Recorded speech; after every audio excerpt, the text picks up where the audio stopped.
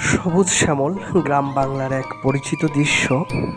ভোরের আলো ফোটার সাথে সাথেই মানুষ জেগে ওঠে নতুন দিনের কাজে।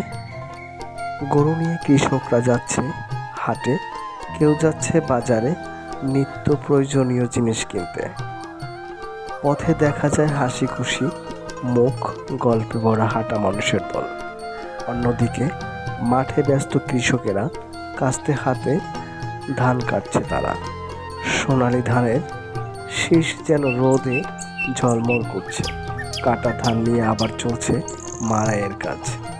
এক উৎসব মুখর পরিবেশ, যেখানে গ্রামীণ পরিশ্রম আর আনন্দ একসাথে মিশে যায়। এ হলো গ্রাম বাংলার প্রকৃত চিত্র। সাদা মাঠা, পরিশ্রমী অথচ সুন্দর এক গ্রামীণ জীবন। সম্মানিত দর্শক, আজ এ পর্যন্তই। দেখা হবে পরবর্তী ভিডিওতে। ততক্ষণ পর্যন্ত মহান আল্লাহ তাআলা সকলকে সুস্থ রাখুক। আল্লাহ হাফেজ।